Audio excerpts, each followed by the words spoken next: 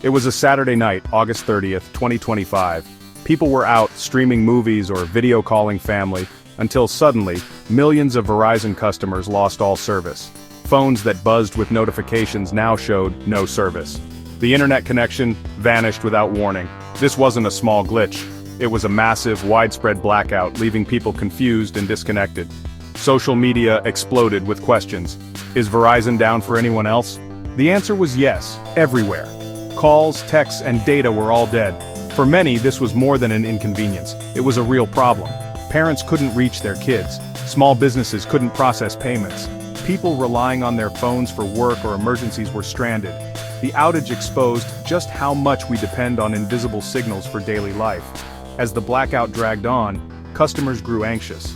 They rebooted phones, toggled airplane mode, but nothing worked. The issue was buried deep in Verizon's infrastructure, far beyond the reach of any user. The silence from the network was matched by silence from the company. The night meant for connection became a night of digital isolation. It was a stark reminder. Our modern lives are built on fragile digital foundations. For hours, millions waited, cut off from the world. The outage wasn't just technical, it was personal, affecting safety, business, and peace of mind. In a hyper-connected world, a network outage is more than a glitch. It's a disruption to the rhythm of life. The blackout showed how quickly our digital lifelines can disappear. And for many it was the first time they truly felt what it means to be disconnected. So what happened? Verizon confirmed it was a software issue, a bug in the code that runs the network. Think of it as a critical typo in a complex instruction manual. One error, and the whole system stumbles. This glitch hit the core software that authenticates users. If that fails, your phone can't prove it belongs, so it's locked out. That's why millions saw no service. Their devices were shouting into the void, but the network's gatekeeper wasn't listening. Calls, texts, and data all stopped. For many, home internet vanished too. The outage proved how a single software flaw can cripple everything. Calls, payments, navigation, streaming. Software updates are necessary, but they carry risks. Even with testing, some bugs only appear under real-world pressure. This incident is a reminder, even the biggest networks are built on human code and sometimes that code fails. The digital world is powerful, but it's also fragile. One hidden bug can bring it all down. As the outage spread, Verizon's engineers scrambled to find the cause. They dug through system logs, searching for the faulty code, like finding a bad wire in a city-sized switchboard. The pressure was intense. Every minute meant more frustrated customers and more damage to Verizon's reputation. Once they found the problem, the fastest fix was to roll back to a previous stable version, hitting undo on the update. This restored service for many, but didn't solve the underlying bug. Verizon began reporting progress late Saturday, restoring service region by region. Bringing a network back online isn't flipping a switch. It's a careful, staged process to avoid new failures. Engineers monitored the network closely, making sure it could handle the returning flood of traffic. Each restored area was a small victory, and Verizon communicated these wins to reassure customers.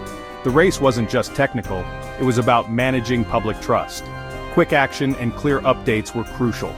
For Verizon, every minute counted, not just to fix the network, but to show customers they were in control. The crisis was a test of both technology and communication.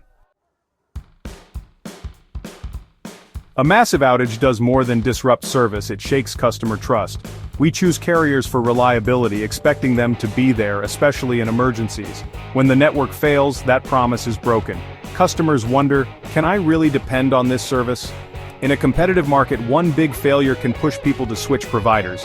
Verizon's response wasn't just about fixing the glitch, it was about saving its reputation. Transparency mattered. Vague updates only fuel frustration. By admitting the problem and providing updates, Verizon took the right first steps. But the real test comes after.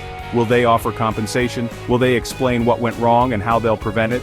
Trust is built over years but can be lost in hours. How Verizon handles the aftermath will decide if customers stay or go. As the dust settles, Verizon and the industry must learn from this. The lesson: software complexity brings power and risk. One bug can take down everything. Expect tougher testing and more resilient network designs, with backups ready if one part fails. Outages like this justify investing in stronger, smarter infrastructure. For customers, it's a wake-up call. Have a backup plan and don't rely on a single network for everything. The digital world is convenient but not infallible. Verizon's glitch will be a case study, a reminder that trust and reliability must be earned every day. The goal: make sure a night of digital silence never happens again.